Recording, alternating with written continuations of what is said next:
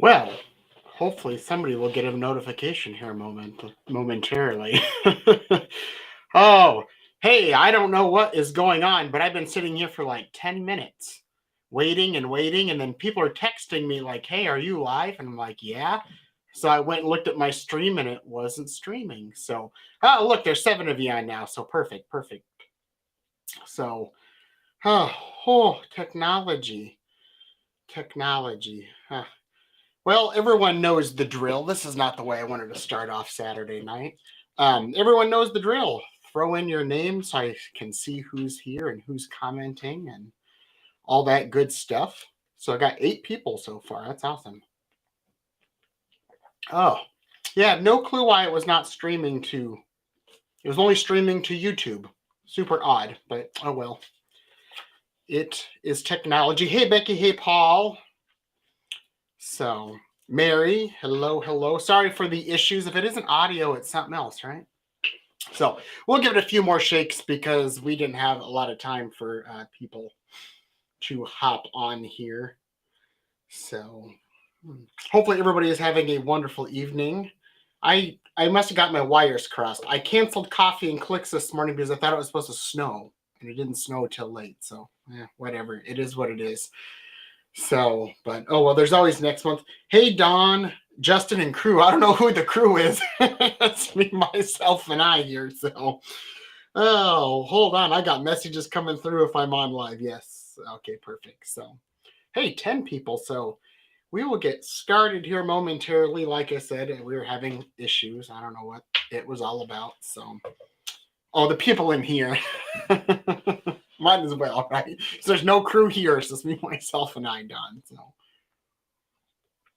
oh, I think my lens is a little wider than normal.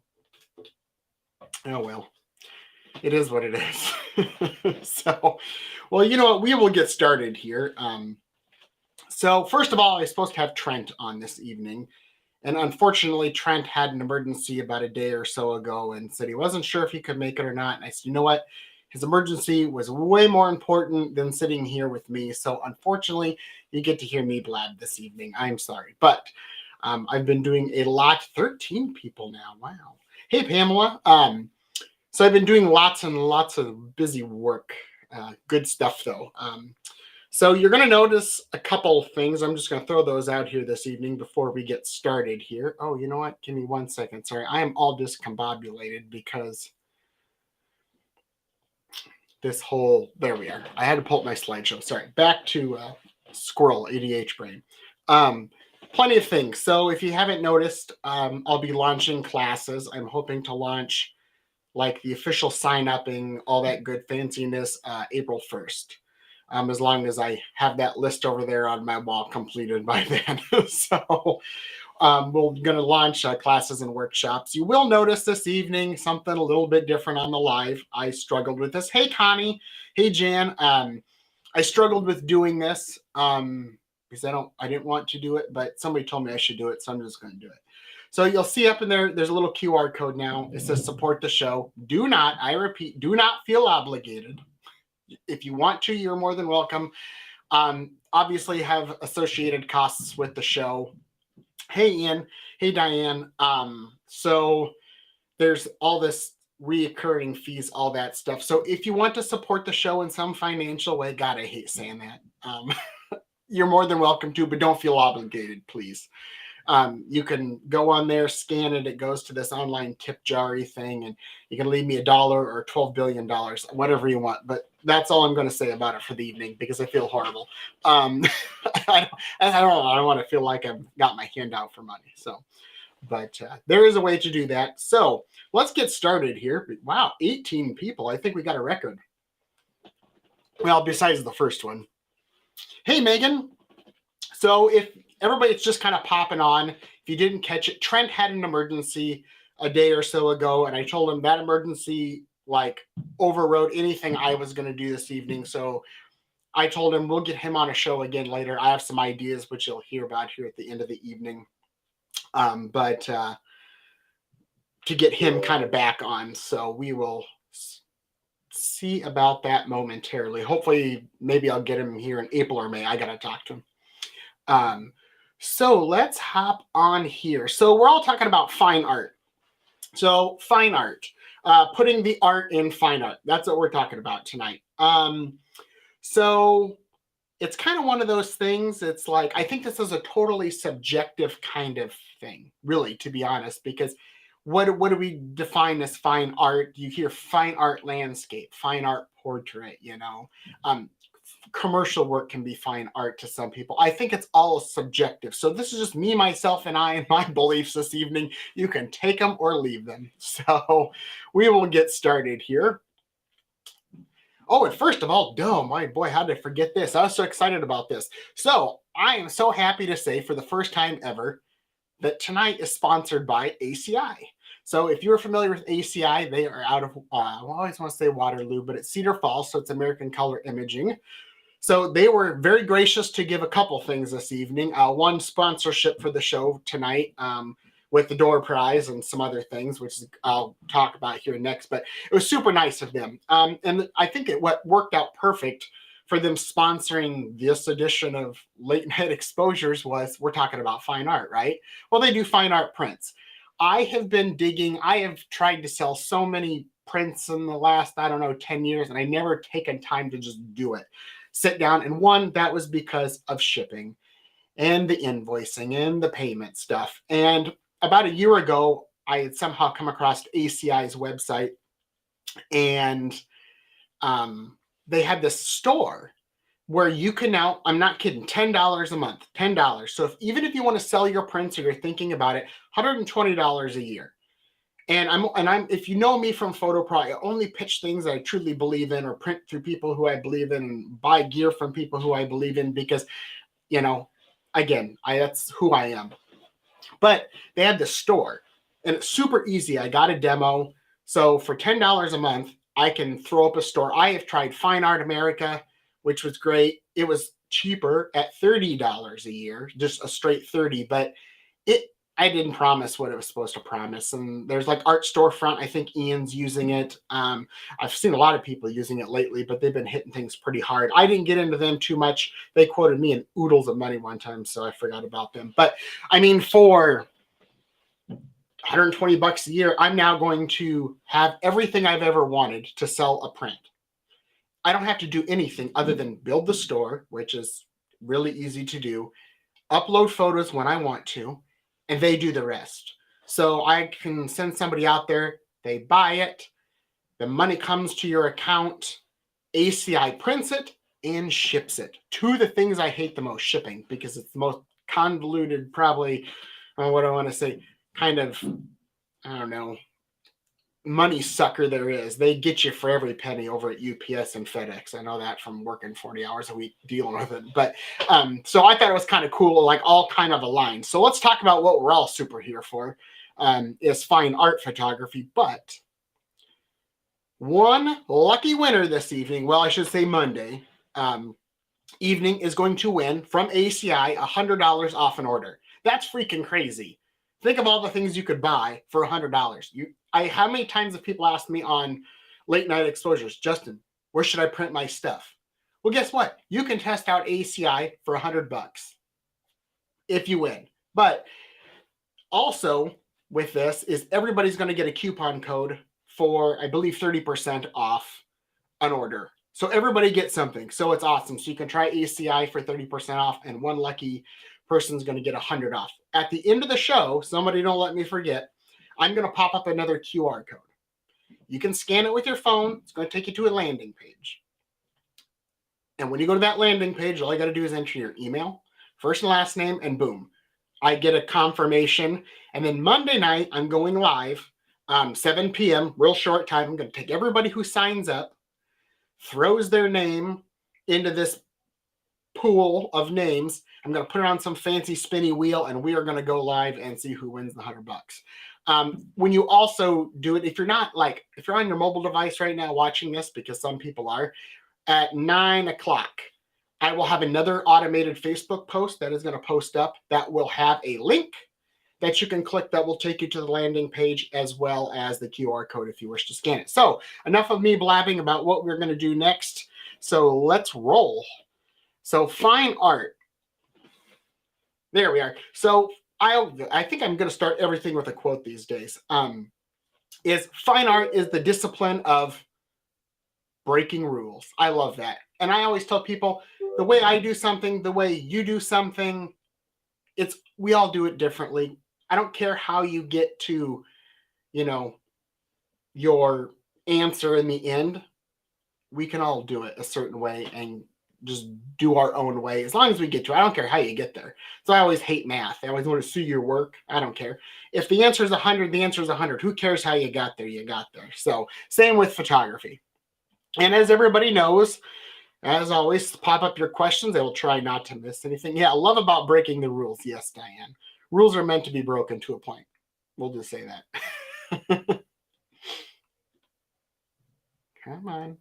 So this is the official technical fine art photography definition. And that's photography created in line with a vision of the photographer as an artist, using photography as a medium for creative expression, with the goal of fine art photography is to express an idea, a message, or an emotion. That's fine art. So can't we take anything we do in photography and make it fine art? We sure can. Why? Because look at it right there. It says all we are doing is expressing what we want to do. Why not, right? We can express, I think the camera, like I'm not a man with words. I'm horrible at words. So I can sit here all day and look at a blinking cursor, but to me, the camera is easy. I'm not a writer. I'm a photographer. I definitely don't spell, if you've noticed that on Facebook. Oh, well, not my strong point. But again, know it. You can break the rules. All you're doing with fine art is in some way creating that story to put out to your viewer. I think if you have 12 million people look at your photo and one photo gives somebody like a feeling, you did your job. That's one thing I could never get over in the whole college realm of photography was there was a girl in my class, I don't remember her name, and I don't really know much matter, but she did this. We had to do a photo series as we got into advanced darkroom black and white printing. And it could be digital or film. I was tired of film. I went digital, but everybody else did film because it was fine art still, or, that kind of, I don't know. Some people, we'll talk about that in a minute, but she melted Barbies on a grill because it's artistic. I don't do well with contemporary art, but, maybe I looked at it, and what I didn't like about the college levels, they always want to what does the photo make you feel? We had to stand around a whiteboard and people, it makes me feel. I don't care. It's a freaking Barbie's melted on a grill. Sorry. I'm a very straightforward person on things. But she obviously, right? We can call it fine art. She obviously got something out of me. It was an emotion. So see, even melted Barbies on a Weber grill can be fine art. Come on. So this is the best advice I've ever been given, I think, in the world of photography. And this was given to me back in March of this year.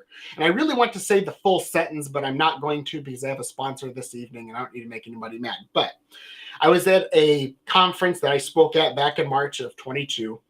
And I talked about projects and photography and passion and yak.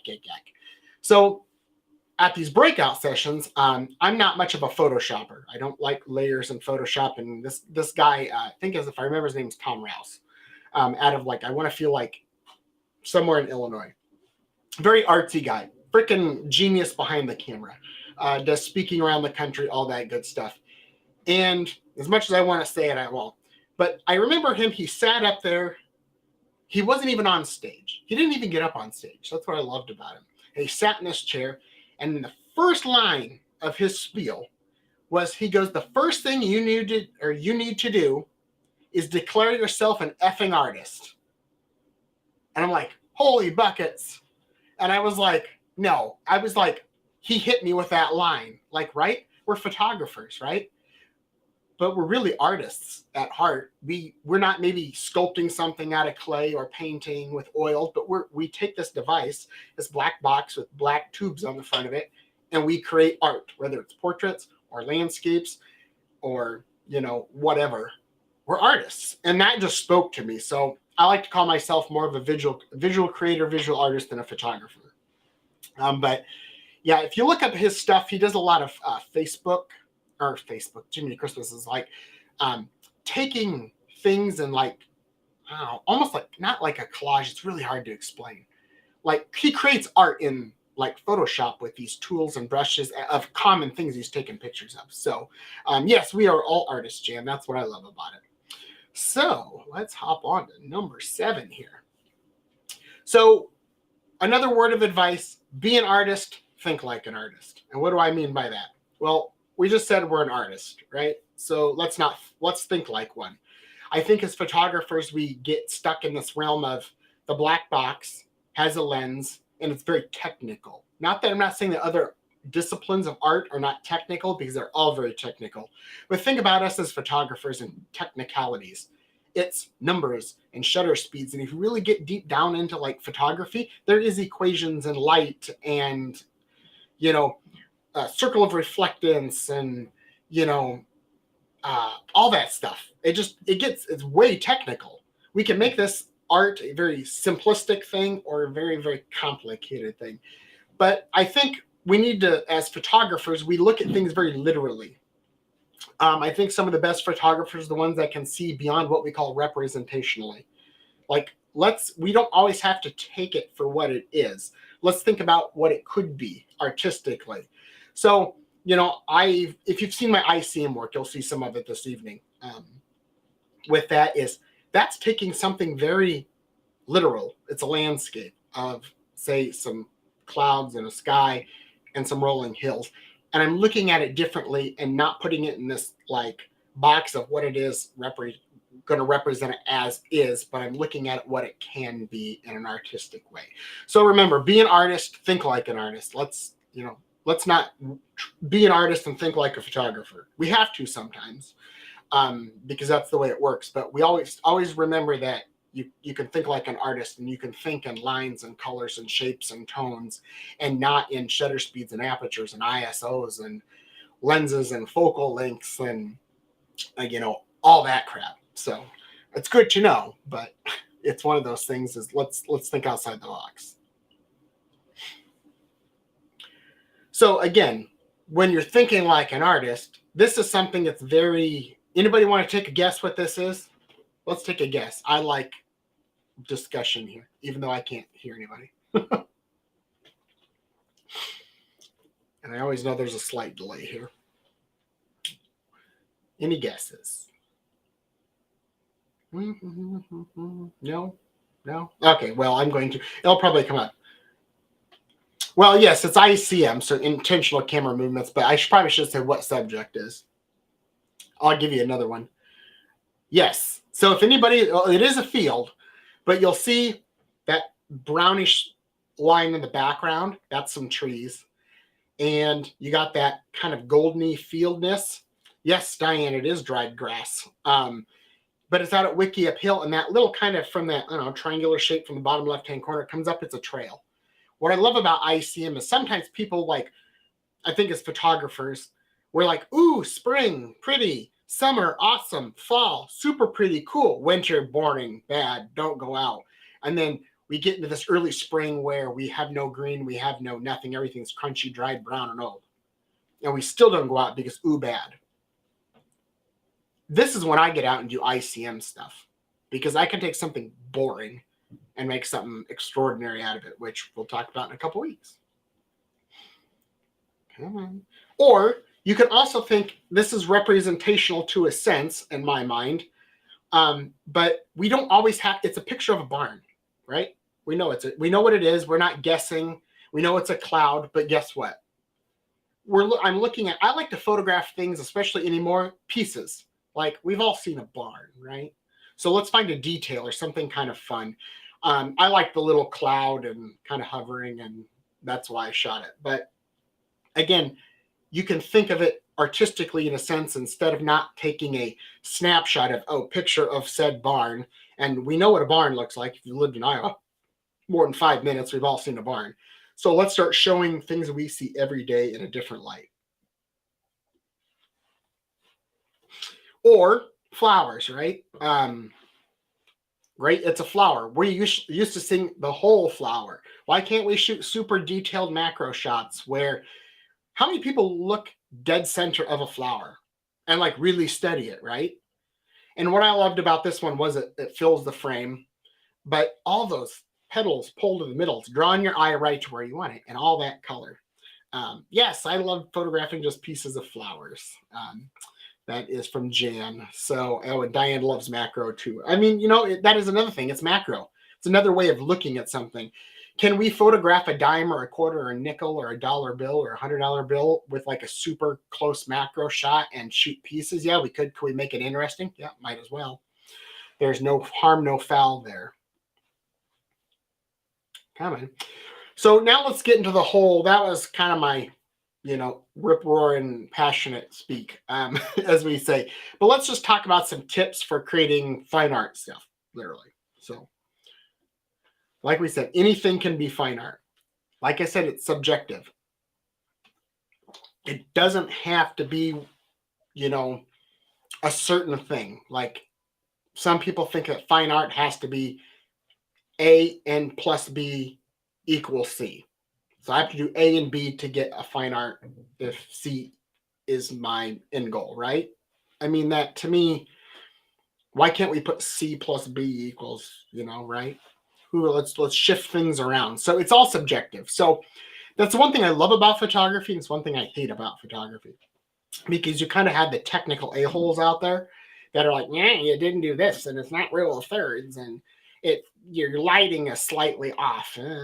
You're right. Who cares? I don't give a crap if your lighting is, say, slightly off in a sense, but if it adds to the image, who cares? Do I want maybe a light, at a 45-degree angle all the time to light a subject? If I'm doing a portrait, sure, maybe.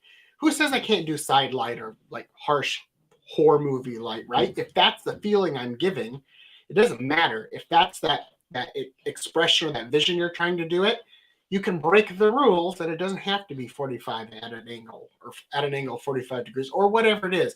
Who says that the macro has to all be in focus, right? Why can't we get super up close to a flower and shoot details of details? Yeah, Diana says, is fine art in the eye or feelings of the beholder? Yeah, it is. I think it is, because guess why? It's subjective. I may not see so, like, to me, I don't like contemporary art. I'm not going to say I don't like it at all. Went to the Contemporary Museum, the Museum of Contemporary Art in Chicago. God, Sarah and I were, this old, probably like 12 or 13 years ago now. So when Sarah and I first got together. That was the quickest in and out museum I've ever been to. Like, it was a TV, like 9 TVs on the wall, all like crackly white noise. And all the TVs, if I remember, were painted white. Is it art to somebody? Yes. There's people standing at it like ooh and on. Well, I could do that at home. I can unplug my TV from the interwebs and watch crackly white noise too. So I guess I could have a fine art, or sorry, a contemporary art piece at home, right? But it is in the eye of the beholder. Some people love it. There's some pieces I actually like. The Des Moines Museum of Art. They have some really nice, fun contemporary stuff. But again, yes, it is an eye of the beholder. And it's subjective. So in this sense, if we look at these two images, to me, the one on the left, the one of the flowers, it's fine art to me. It's got a style. It's got a look. I also like, if I want to put fine art into a box, I would say for me, fine art kind of gives you that. It's a feeling, or, it's a well thought out photograph. I should do one with Trent. Trent is awesome about talking about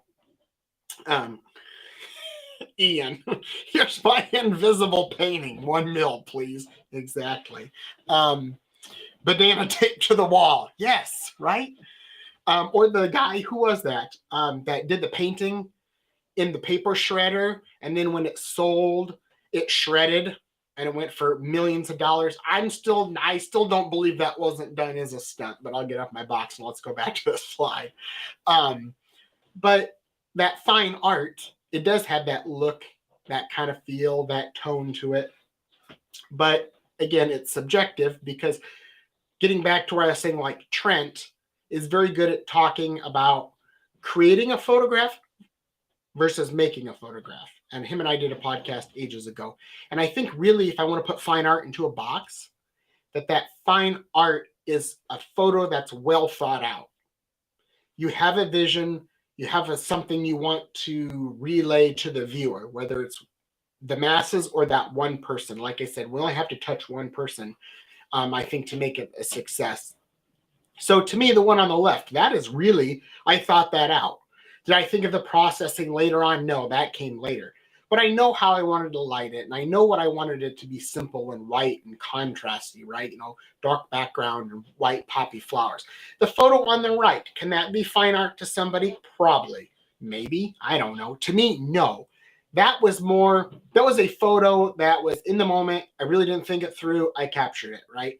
I mean, I don't know. It could be fine art to somebody, like Diane said or asked. Is it subject or, is it in the eye of the beholder? Yes. I think there's 19 of us still holding out. We could all probably talk about this all day, but just know that, it's subjective.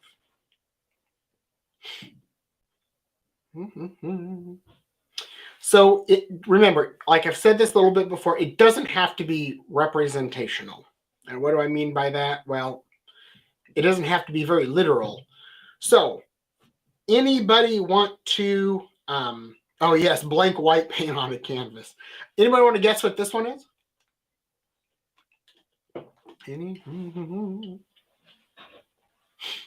I did this one in the wintertime. It's one of the few photos I've probably named. It's called Fire on the Lake. I don't really put those words out there a lot with my images, but this is, again, ICM. Hair. No, it's actually a frozen lake. Well, it used to be called Indian Creek, but now it's called something else, and I'll always know it as Indian Creek. Is it Indian Creek? Whatever the one in Marion is, they changed the name. And that's that brown, icky, yellowy, dried grass. And what I did was, obviously it's going vertical. So when I look to do an ICM or an abstract, I try to find movement and see how, I'm going to sound really artsy fartsy here, but how it speaks to me in a sense of the scene and how I should represent it.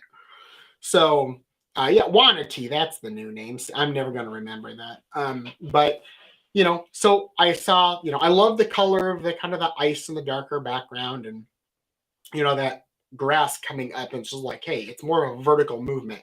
So then I thought, well, I did a streak, and I'm like, it kind of reminds me of fire, but it doesn't look like fire. It was a straight streak. So then I did the good old squiggly that I like to do. And I did about 20 or 30 of them that way. And again, I'm taking something that'd be very boring on a winter day, frozen lake, and grass, and made something different. And again, it's not literally grass and frozen water.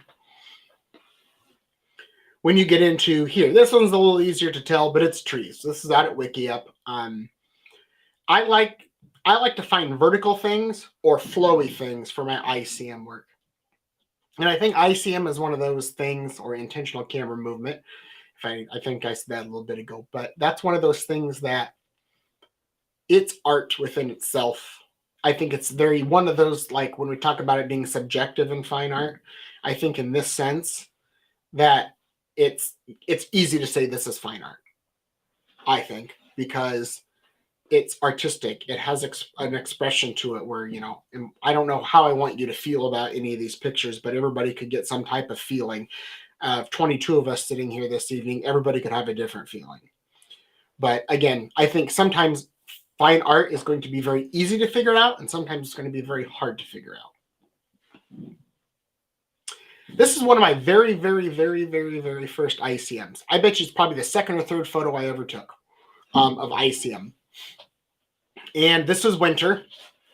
And this is literally just a blank, boring sky, which no detail in, and some trees on the horizon. And that little strip of kind of brownish white in the bottom is a field. Again, it's a very boring scene without having it. ICM escapes you? Well, if you're interested, I'll talk about that at the end. But I'm going to do an ICM workshop sometime this summer, maybe. It's going to be one of the first workshops I launch. But back to fine art. But it's something that you can just take that boring, ordinary representational scene and make it something great. Now, I'm not saying that that I see him as the only way to do that. This is just the way I do it, and can call it fine art, right? I mean, you could do macro shots, or you could do very tight abstract shots with the telephoto lens. There's a million ways to do it. Come on. When we think fine art, everybody thinks it just has to be black and white. I do not believe that. Do you see a lot of fine art in black and white? Yes. Do you see a lot of grainy, gritty photos that are fine art? Yes. Just because it's black and white and it's got a bunch of noise / grain in it, I don't think it automatically qualifies it as fine art. I guess I could put a ping pong ball in the snow and shoot it in square and make it black and white and put a bunch of noise to it or take the noise off of it. Is it fine art? I don't know. But if I guess I get a bunch of people to pile around it and ooh and ah over it in a gallery and get all snarky about it, then maybe it is fine art, right? But it doesn't have to be black and white. This is what we're used to seeing. Minimalistic images, the subject, very simple black and white images. It doesn't have to be this. I think it can be color, and I'm going to show you why here. The Rialto. I love this. Probably going to be like one of my top favorite all-time images. And we'll see. If I come back in a year today and on the 11th in a year and I still love this, it'll be in my top 10 favorites. We're taking something, and in a sense, this is not very... Thank you, Diane. This image here, I want to say that fine art, right, is kind of thought out. This was a slam your brakes on kind of moment.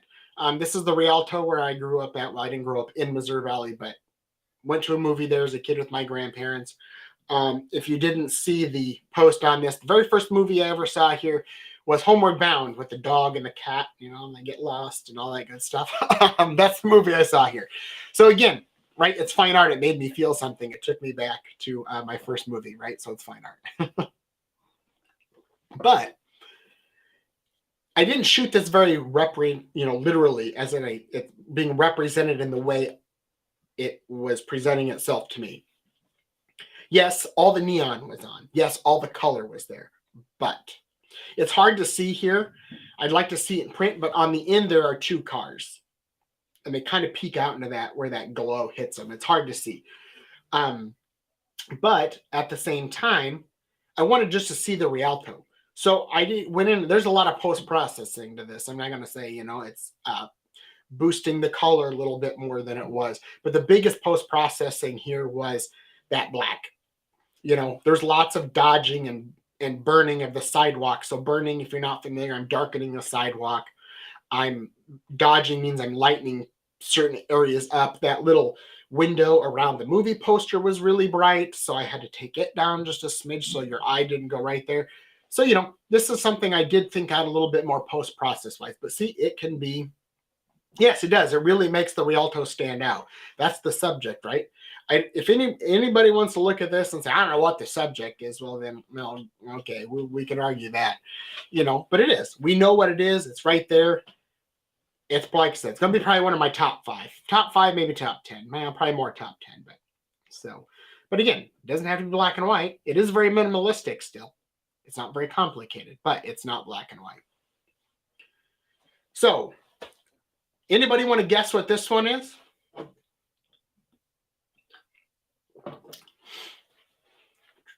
I hate this delay thing.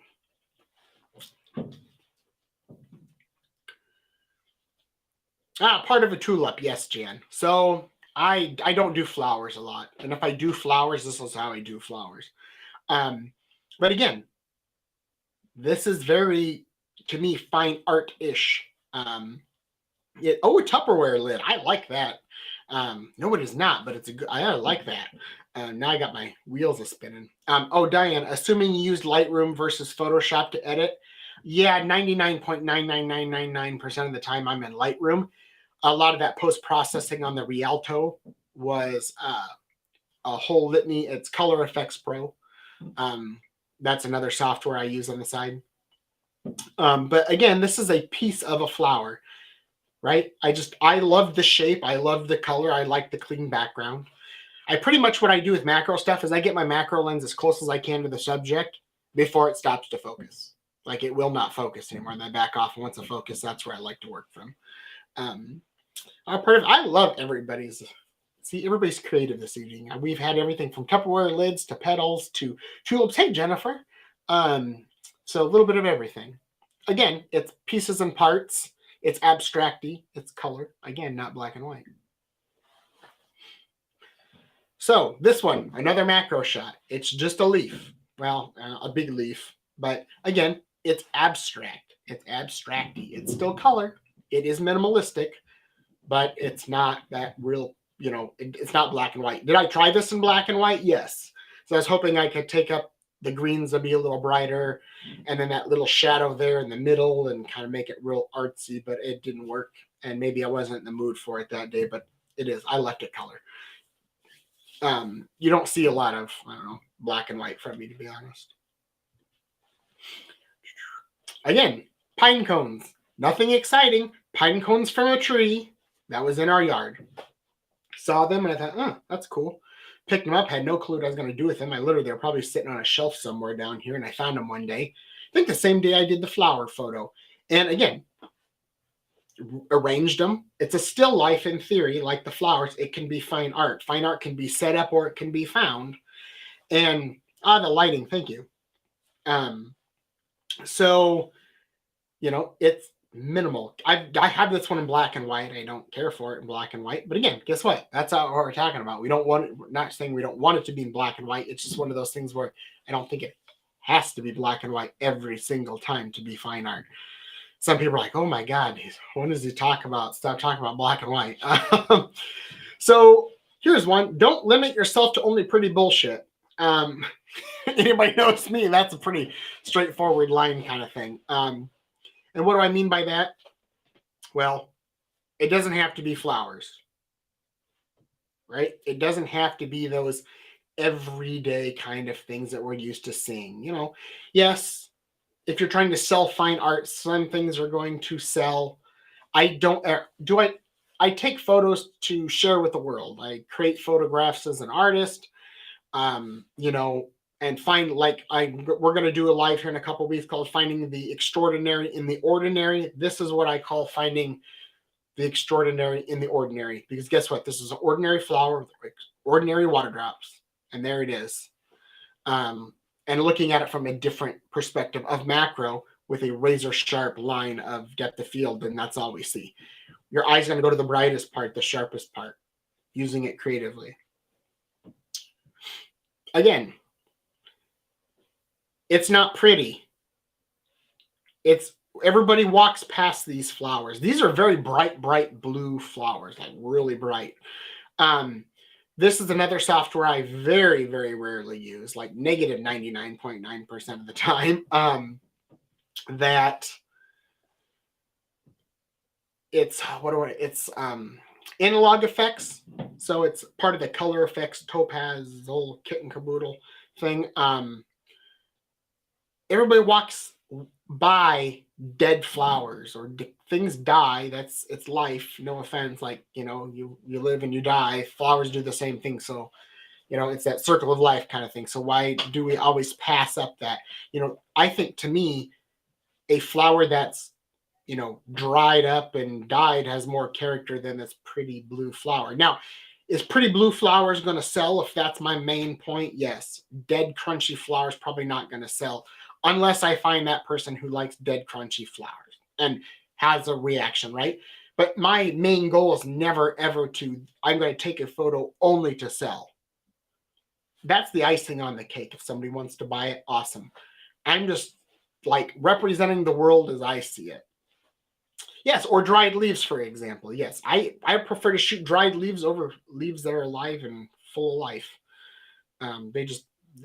Things got more character. Maybe that's just my crunchy barns, old fallen in buildings speaking. But yeah, man. So like this one I did at White Sands. It's minimalistic, but it's not black and white. It's not pretty. It's a dead tree, bush, whatever it was. At one point, when I looked at this, the first thing I thought of it was, that's kind of cool. But the next thing I thought in my mind, what drew me to this scene was, I wonder what it used to be. Was it a bush? Nah, it's probably too big to be a bush.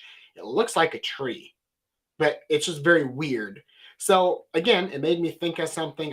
It made me study it. I love it when I do photos where I did a show. God, it was actually this month, like 12 years ago, 10 years ago.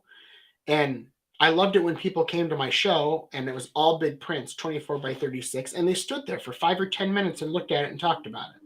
Right? I think that's what art and fine art is. It makes you stop, it makes you think. I mean, we could all 19 of us sit here and look at this and come up with a different feeling, a different look, or what is this, or what could it be, what it could have been, right? It made us a feeling. So guess what? It's fine art. Oh, yes, thank you. I love that. Jan says, I love that photo. It makes you ask questions, right? Right? It is okay to question things. Come on. So let's talk about, this is something I kind of torn about. I love it. I don't like this. Creating a cohesive body of work, but I'll show you some points here in a minute. And what does that mean? Well, let's say I'm coming up with a body of work called Details of the Landscape, right? And it is what I say it is, it's landscape and it's details. So maybe it's those up close shots of things, right? So let's look at these 3 photos. What are 3 things there's 2 things that immediately stand out in my mind when I thought of Details of the Landscape and came up with this concept this afternoon. What are 3 things all these photos have in common besides landscape photos?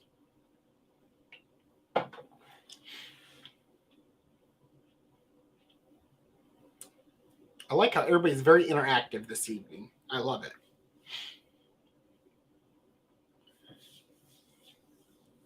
Yes. Yes. Whoa, Diane nailed it. Becky nailed it. Mary nailed it. Color. Simple too, yes. Yep, Jennifer's got it. So look at all the different things. So color. And when you get into color, it's all fairly closer to the same color palette, right? It's all the orangey yellow kind of thing. They all tie together. That's what Becky and Mary said was color. Jan said color and black, yes. And Jennifer said simple. They're all that way. Minimal color, yep, they're dark. I love this. Yeah, and clear focal points, right? This is all stuff making a cohesive body of work. If I'm going to put these into a gallery somewhere and call it the Details of the Landscape, right? And I got 50 bajillion people coming to look at my work, and these puppies are as big as they can be on the wall. And somebody can walk in and say, yes, these are all consistent, cohesive pieces. They all match. They're all different, but they're all very similar because of color and lighting and simplistic. So what happens here? You do this, right? We throw into that wretched one, like, is the bottom right-hand corner photo awesome? Yeah, I like it. It's simplistic, right? It's simplistic like the rest. The lighting, again, it's very forward. But guess what? It's not dark. It's like Sesame Street. One of the things isn't like the other, right? Which one is it? So if I go in and now this one piece, are all 4 of them good photographs? Yes, I like them. Is it creating now a cohesive body of work? No, because that one thing is throwing out that whiteness. Now, if I got rid of the other 3 and brought in 3 other images that were very similar to this one, again, simplistic and lighting and all that, it works. But it doesn't work when you have that one oddball out.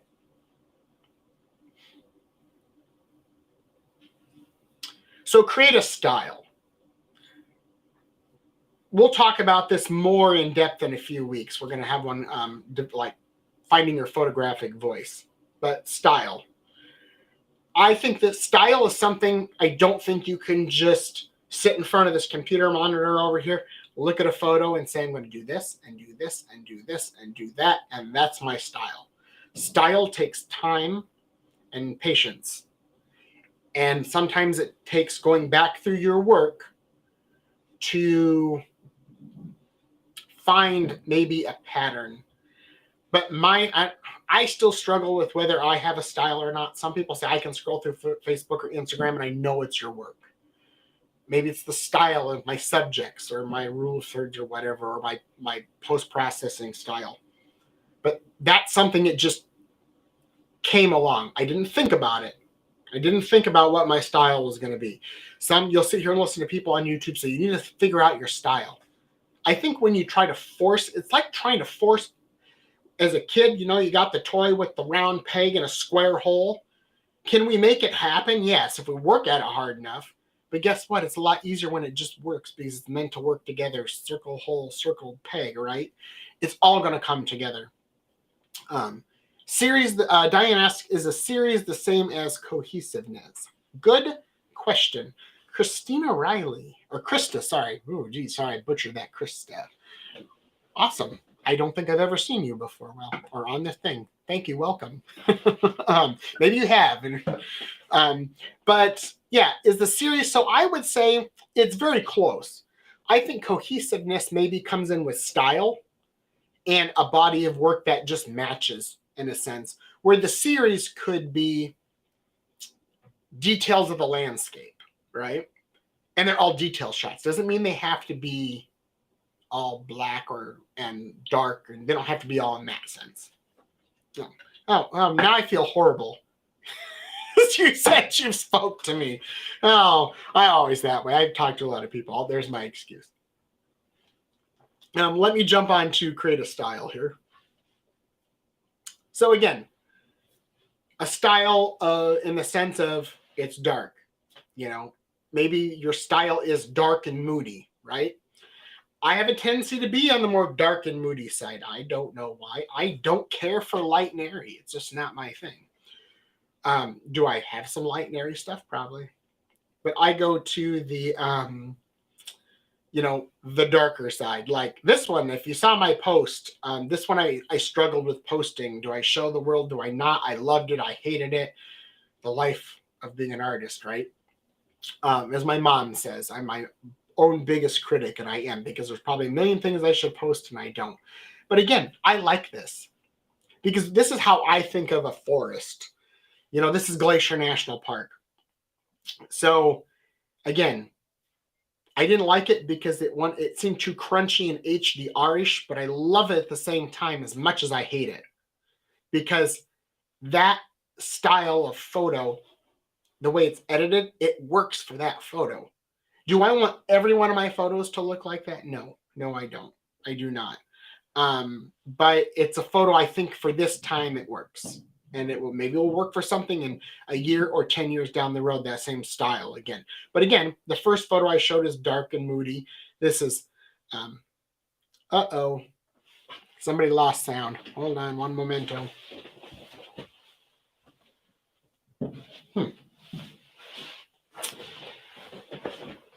Can you hear me now? Oh, okay. Hopefully, I'm just going to keep rolling here. Unless somebody says there's no sound. Can you hear me? Oh, okay. Ben says, okay. Okay, good. I was like, oh, God. I thought it was my batteries. I keep thinking they need to go dead. So where was it? Oh, yes. The whole, the time. Yeah, so Mary says, I love the, Ben says he loves it. Thank you, Ben. If anybody doesn't know Mr. Ben Ford, you need to go check him out. He was going to come down to White Sands with me, but we were busy, right? Weren't we, Ben? Yeah, that tiny, love the tiny little bit of light in the center, right? A lot of dark. That, again, eye gets drawn towards that bright spot, the trail. It just kind of sucks you in. So again, as much as I hated it, I loved it. When did I take that photo, Diane? I took it of June of 2022 when I went to Glacier. So, again, dark and moody. This to me screams fine art because of the black and white, right? But it's abstracty. It's sand dunes. That kind of, time of day. Probably a horrible time of day, Diane, for lighting, because that's why I was in the forest. I almost called it a timber. It's a forest. There's a big difference. But again, these images are kind of darker. They're moodier. Maybe that's your style. Or again, dark and moody with a little bit of pop of color. That's just a style that you can have. Or am I thinking, there we are. Maybe it's light and airy. This isn't really light and airy, but it's bright, right? It's tree and snow. It's going to be bright. Again, you could do a whole series of trees. I thought about doing an actual collage. I don't want to call it a collage. I hate that word. Like a triplicate or whatever you call a four, a quad, or whatever it is. of each season of the tree. I don't know. I know where it is. It's one of those things that I go back to. It's one of those places I go to if I don't know what to shoot. Come on.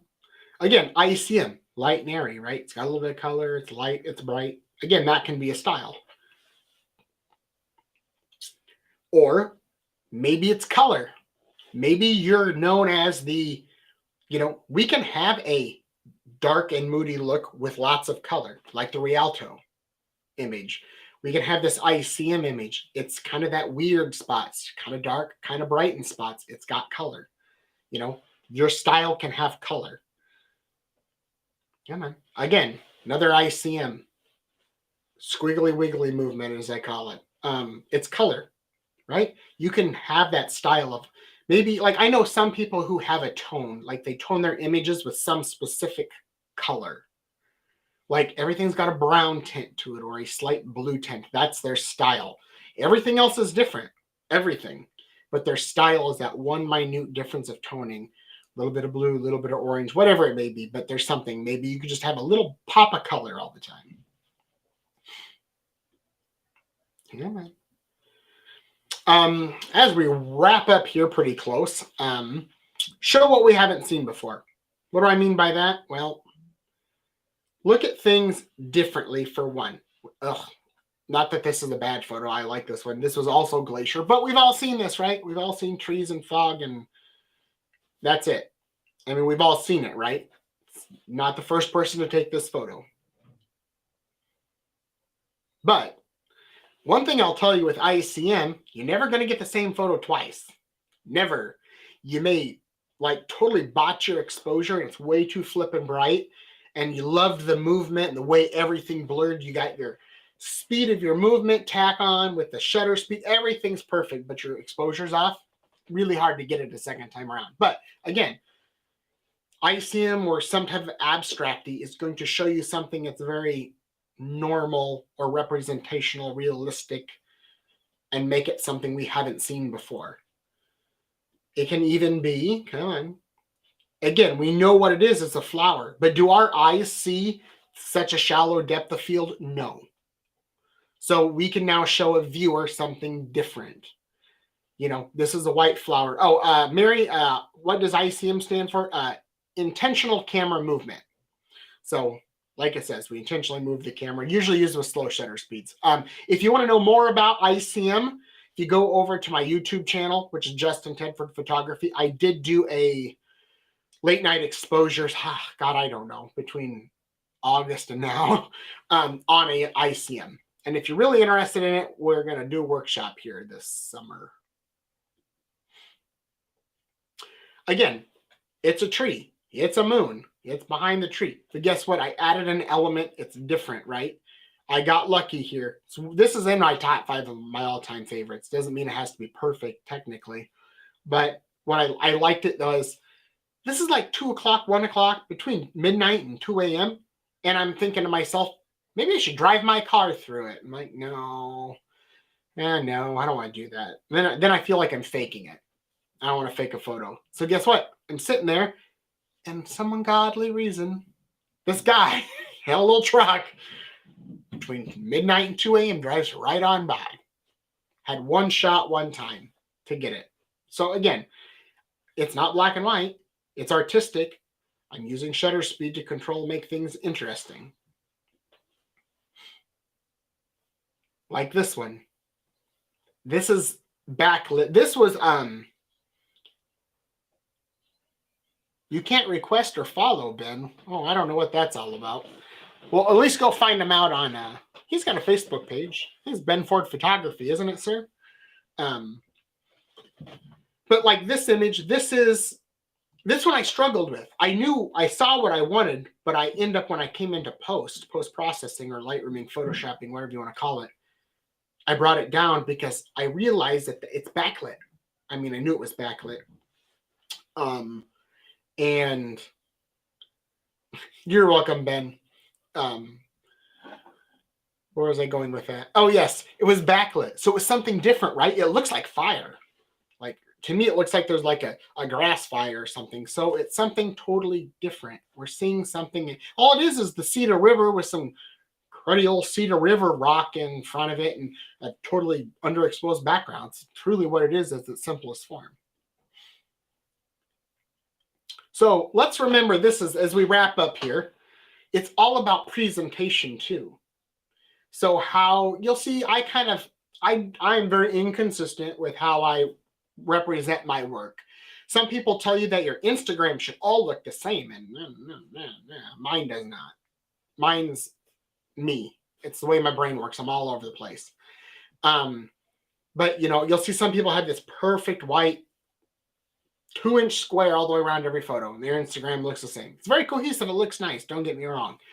But if you're kind of touching base here, if you're going to sell something, like if you look at my Facebook stuff, a lot of stuff I'm doing more of the border with a white stroke or whatever the border may be. That's kind of like Professional Photographers of America talking in the background. But let me show you some stuff. So, come on, like this. Who says you can't present your work in this sense? Right? I think if you are going to sell stuff, I've been in sales for over 10 years now, and I will tell you, customers have a hard time understanding the end product visually. To me, it's easy because I'm a visual person. I'm a very visual person, obviously. But if I'm going to show something like a client, you can find some apps out there if someone wants to buy a photo or you want to see what it looks like in your room. You can take a picture with the app and then you put the photo over it. And you can see what that photo is going to look like, right? Well, most of our houses don't look like this, right? I mean, to be honest. So, but when I can show you this photo and you're like, wow, that's kind of cool. Now it really looks fine arty, right? Because it's all manicured and it looks good. But the other thing is when you go to represent your image in this kind of format, we wouldn't want to put something super bright. Look, the image is very dark, green, brown. Look at the surroundings that I chose to insert this photo into. It's brown, it's dark, it all matches. It's cohesive, it's a style, right? So I'm presenting it that way. Now, your house may not look like this, but it visually gives you, or your person in the end wants to purchase from you, that visual end game. They can't envision that. If that's one thing I could fix in sales, it could be like, I wish I could show you exactly what that's going to look like in a real form. And this is one way to do it. Now, somebody's probably going to ask, how did you do this, Justin? So I know Mr. Ben Ford is big into Adobe. I don't know what it's, Adobe Express, is it? I don't know, whatever the one it is, it's like Canva. I use Canva. They get $12.99 a month from me, but with that is this is kind of like called a smart mock-up. Is literally you can find these living room, dining room looks, and literally you just upload your photo and you drag it over and it goes. It's not like I spent hours in Photoshop doing this. So as I start to sell more fine art stuff on my page and representing things, you're going to see a lot of things like this. But look how these look. Like, right? See? Like I was talking, like, you don't want a really bright image kind of there. I'm like, I don't know. I mean, it does dry your eye there, but to me, it doesn't feel cohesive. It doesn't come together. If somebody's house looked like that and they wanted that photo on the wall and they're going to buy it from you, I got it, Adobe Express. I thought so. I do have it. I just haven't, I don't know. I don't love it. But it's probably because I haven't used it then. But again, if somebody wants to buy this, I'm going to be like, our house is brown, that's white, you shouldn't put it up there. Well, no, that's shooting myself in the foot, isn't it? If they like it, let them put it there. But again, if I'm trying to represent this to somebody to show what it can be, could be, should be, I'm not going to probably do this. Come on. Like this one. Again, ICM. Definitely would love my house to look very modern and retro-y like that, right? But it's not, it doesn't happen. But again, showing that in user, or even if you're just showing your work to people, why is it in a world of 8 billion freaking images a day, it seems like, and scrolling on Instagram and TikTok and Instagram Reels and all this stuff, we could go to 50 photographers and we're just going to see a photo posted. I do it, right? Well, you're scroll, right? When this stopped, you'd be like, ooh, what is that? Right? And again, now you've stopped maybe a prospective client, or you've just stopped somebody who's going to start following you on Facebook or Instagram or wherever. Something different. Come on. Again, having these presented in a way where you can show people, look, you can use two photos together, like two things that kind of go together. It's just one of those things. I don't know. And this is another way I think we don't think about to present work. So that is the end. Any questions? Any questions whatsoever? I held a strong 21-22 across the board this evening. Very super excited about that. So I have been working in my office like a fool for the last, I don't know, week. I added up my hours.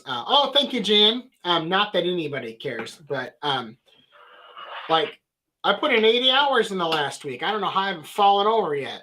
I worked 2 full-time jobs this week and it didn't kill me. So now I know I can do it. You're welcome, Diane.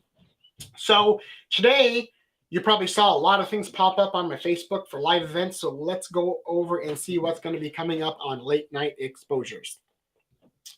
And remember, don't leave yet because we got to do the thing to scan your code to get your $100 thing. Come on. So I'm all the way through May. That's an accomplishment. So next week, it is going to be, let's see here. I'm going to take that QR code down so I can read it real quick. Come on. From Rep to Reveal. Regaining inspiration and motivation. Why? I was going to do a quick YouTube video and post it to Facebook, but I thought we should do a whole hour devoted to this because I'm going to tell you why. For some reason, I've had a lot of people reach out to me and say, Justin, I'm not feeling it anymore. Like, what's wrong? If you are an artist or a creative or whatever you want to call yourself, you are going to come across a time. Oh, Grandma popped in for a second. Awesome. She can always watch the rerun, as I say. We come into a point where we don't, no matter how much we love what we do, right? I mean, I must be a psychopath to sit in this office for an additional 40 hours a week to put these things together, to edit photos and go out and shoot because I love it. I have a passion for it. It's probably more than whatever another word for passion is, right? But you get to a point where you get in a rut, and how do you get out of it? So I'm going to kind of give you some techniques and kind of stuff and things you can do and how to get out of that. Because I've had one photographer I know say, I'm done with this in general and all. I'm putting the camera up. I'm done. I'm not doing it anymore. I had another person reach out to me and say, you know what, Justin, I'm not feeling it. I don't understand. What can I do? What should I do? It's kind of weird. I don't know why. So I figured, why not do that? Let's devote a whole hour. March 25th, we'll be doing Finding the Extraordinary in the Ordinary. April 4th, compositional techniques to improve your photographs. April 4th will be late night exposures, finding your photographic voice. So kind of style, cohesiveness, right? Then I'm going to go back to our roots, how this whole kit and caboodle started. Literally, if you weren't familiar with this late night exposures thing, started in August, literally in a hotel room because I had nothing to do. And it all started because I said, I'm going to go on Facebook Live, right? And then it happened. And then it rolled into this where I have all this craziness that goes on every Saturday night. It's grown drastically. Yes, winter does put people in a rut, Mary. So we're going to go back to our roots and say, hey, I'm going to call it the Inquisitive Hour. It's all live Q&A. If you don't come with questions, you're just going to have to watch me stare at the camera lens until you get uncomfortable enough to ask a question. So think between now and April 15th. I don't care if you got 80 questions. I want to see them pop up and I want to answer them. And we're going back to our roots. April 22nd. This is going to be the art of time. It's too tiny. The art of time, mastering long exposure photography. I've been wanting to do this one for a long time. I love long exposure photography. So I'm going to teach you how to do it during the day, how to do it at night, all the tools, the gear, all that good stuff. Then this one's going to be a fun one, but I need your participation, like big time, or this one's not going to work. It's called the image review, live critiques for photographers. So what I am going to do is I get people all the time, when you look at my photos, can you tell me what I can do better? This is going to be constructive criticism. I'm not going to be like the artsy people and say, this sucks and it's not melted Barbies on a grill. No, I want to give you honest feedback, things you can work on, things I love. very rarely do I look at anybody's photo and say, I love it. I look at my stuff and say, I love it, but you should have done this, right? So I will find a way for you guys to send, maybe somehow create a link or something. I don't know. I've got till April to figure that out. Then this one I thought was kind of fun. May 6th is going to be the Maverick method, exploring unconventional camera gear. So things that I use that you wouldn't think are normally camera gear. This one's going to be super cool. I wish it was May 13th already. It's called Framing Life, a Personal Perspective on Photography. And it's now going to be me. I will be here. But my plan at this point is I'm going to invite one of my mentoring students. I don't know who that's going to be yet. One hobbyist photographer and 2 professional photographers. 4 guests, 15 minutes each. So they get 15 minutes to talk about how they overcome obstacles in photography. I got a whole list of things they can talk about, and they can pick 3 or 4. I've got so many names in my head that I want to do. I could go 2 hours of this, but I think that one's going to be fun. And then you guys are going to be able to interact and say, photographer XYZ, that's cool. Like, just like how you interact with me. So, that one will be kind of fun. And then once I get probably mid-April, end of April, I'll start booking out to June, July. So the other thing is, I think I've mentioned this before, but if there's something you want me to talk about, if I know about it, I'll talk about it. Send me an email, justin@tedfordphoto.com. Find me on one of the many platforms that I'm on and message me. And I'm always looking for ideas. I just started my giant 24 by 36 page on the wall of things. And I've got my business broke down into lives and Facebook and ideas for classes and marketing and things I need to do for this and topics I can talk about. I'll scribble them down there. And when I'm looking at stuff, I'm like, that one speaks to me. That's how I pick these things, literally. I came up with the last 2. It took me like an hour. I sat here and just stared at the computer screen. So I'll stop blabbing. On to the next slide here. So the last slide, as always, the thank you, right? Thank you guys a lot. Tonight was awesome. 20 of you were on here. It was a great show. Each month we seem to build a little bit stronger, a little bit stronger, a little bit stronger. I was notified that 5 of you scanned the QR code that I talked about in the beginning. That is phenomenal. That I want to thank you for. That means a lot, to be honest, because for you to spend, sorry, I'm kind of emotional, for you to spend some money and support this to keep it going. Thank you. I'm going to stop being emotional now. That was a really rare moment you all got to see. Oh, buckets. Let's act like that never happened. But thank you guys. I mean, it's super cool. I never thought in a million years that one video off this stupid thing would lead to all this crazy shit, to be honest. And I'll keep going as long as you guys go and are along for the ride. So, there are 2 April 4th dates. Thanks, Connie. I will figure that out. I'm kind of just going through everything. Sorry. Awesome. I'm glad, Connie, you love what's coming up with the upcoming shows. Like I said, if you got ideas. So now let me throw up, 8 minutes ago, the post should have popped up to Facebook. So you can scan the QR code. If you have issues with it, thank God hopefully you don't. But the code for the discount, the 30% discount, I will give that out Monday on the live for everybody. But when you scan the QR code or follow the link on Facebook and sign up for the $100 drawing on Monday night, that I'll have the code. When you sign up, it goes to a second landing page that shows the offer and what it's good for. So again, I got to thank ACI for doing this. I'm literally in the world of photography and nobody. I mean, I don't put my name out there and people are like, oh, I know him and he spoke here. Yeah, maybe it's to Iowa in a few spots, but not anywhere. And that's not the reason I do this. But for ACI and a company that they've been around since 1967, I've reached out to other print places before and said, hey, I'm not a big newbie of the world. I'm not this Ansel Adams of the world, but I'm looking to do stuff. I do have a little bit of like people that follow me and do things, and I love you guys, and they're just like, yeah, thanks, but no thanks. ACI didn't say a word. She's like, yes, let me do something for you, and she sent it. So hopefully whomever uses the $100 uses it well, and uses it and doesn't let it expire because it's good for 1 month. But at the same time, just going out, and if you could, I don't know if you want, like, again, you don't have to, but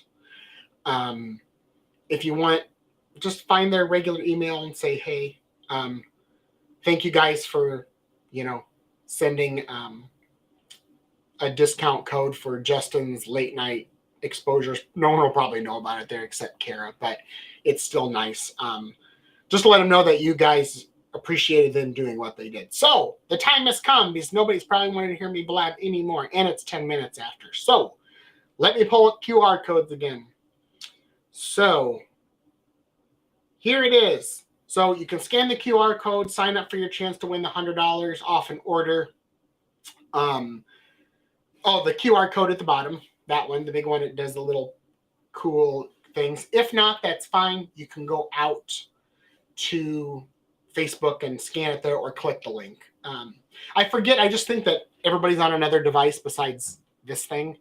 And people are like, I can't scan it because I'm on the device to scan it. If you're not familiar with QR codes, all you got to do is open up your camera app and hold it close to the QR code, and it should pop up and say, hey, there's a link, and you click it, and then it takes you where you need to go. But other than that, I'm going to leave that there for a brief moment.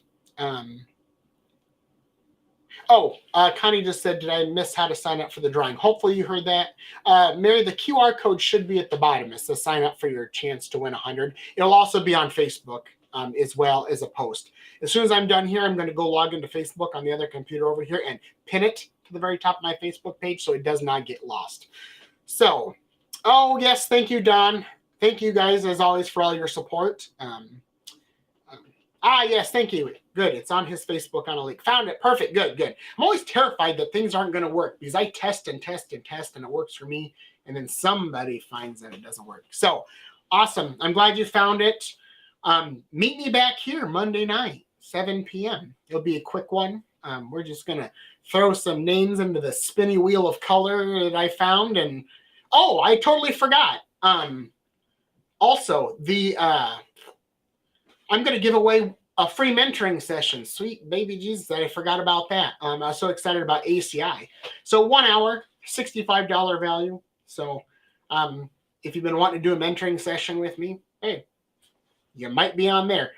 So perfect. Well, again, thank you guys as always. I am going to sign off and get rolling for the evening because I may or may not go out and take some photos here momentarily. So awesome. Thank you, Paul. Thank you, Jennifer, Krista, Connie. I could be here naming all of you all night. So again, I am signing off. Have a wonderful night. If you have any questions,